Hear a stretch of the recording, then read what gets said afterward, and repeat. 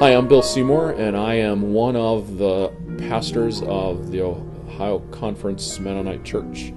And a number of us pastors have gotten together and are creating this series on solidarity. That's what we're calling it, SOS, Series on Solidarity.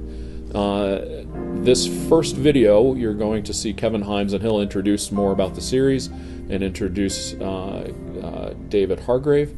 And they're going to talk about racism. And so as you listen, here is our encouragement that I think in this series of 6 videos, I think you may hear some challenging stories. You may hear some things that are hard to hear, and we really encourage you that as you listen, if something seems to dig a little too hard, or if you feel pulling back at anything, we just encourage you to just work a little harder to adopt an attitude of being a listener. We're never going to gain understanding and learn how to move forward without listening and just really seeking and trusting God to help us to see what we need to see. So thank you for your attention to this, and enjoy the series. Well, welcome to this video series. Basically, just to bring you on board, this is a series of videos put on by Ohio Conference pastors who are trying to bring awareness to anti-racism.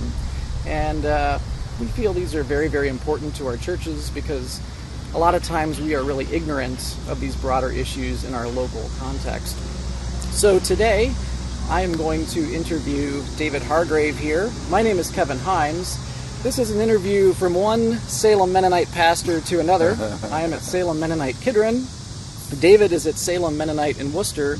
But David, I know you wear more hats than being the pastor over there, so maybe you could just tell us a little bit what you do. Thanks, Kevin.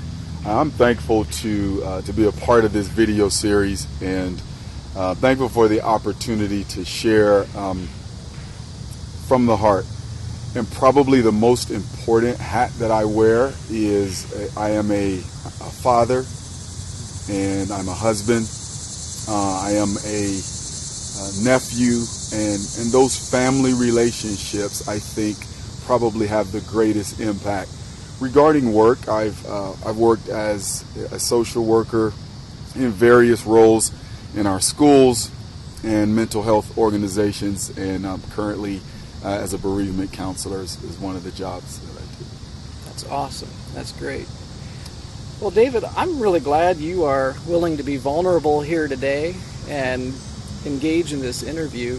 And I just want you to know this is a great opportunity for me as well. I need to learn a lot.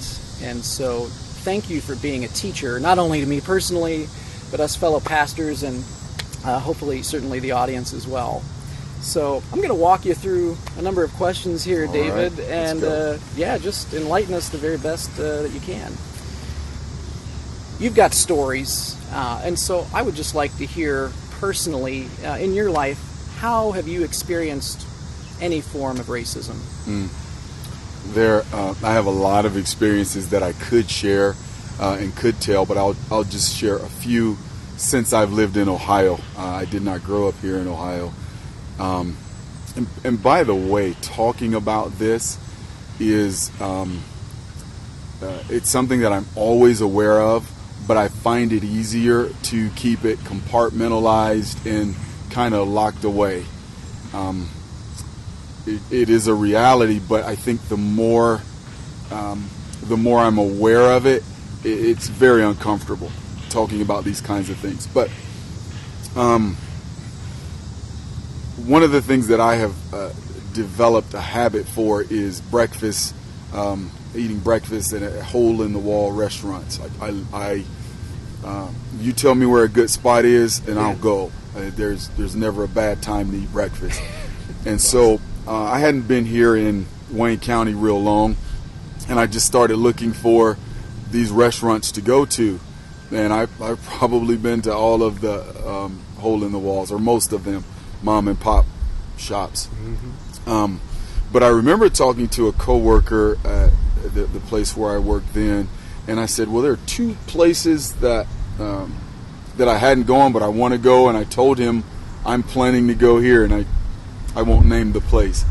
And he told me, he said, no, don't go there. You would not be welcome in that restaurant. You'd have a really bad experience there. And he knew at that time the manager, the owners, and it's a fairly popular place in a popular location. And so that was one.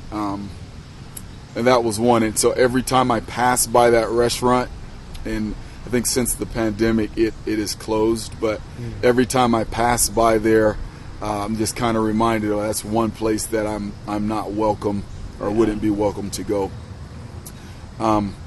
Another, again, there are just several examples, but you learn to deal with it and adjust.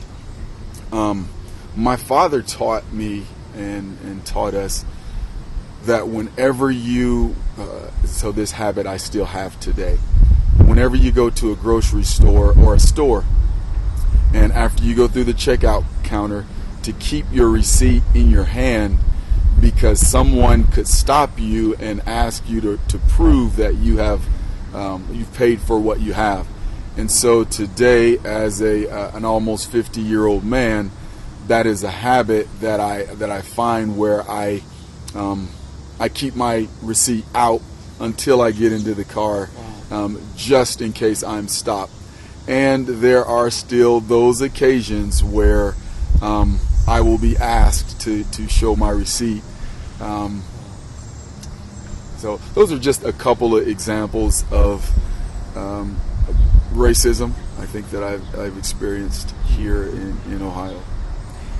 Wow. And I mean, that's huge to hear, because, again, speaking from a place of ignorance, when I hear about racism, I think it's out there somewhere. It's a headline. It's a big city thing, and I'm not aware of what's happening right under my nose. So, yeah. So thank you for listening. Along the way, as Kevin and David talked, you saw a little box that flashed across the top of the screen that gave a definition of racism.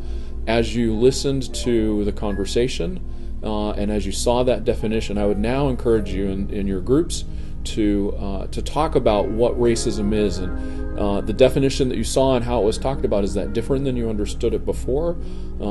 And how might you understand it better moving forward? Enjoy your conversations.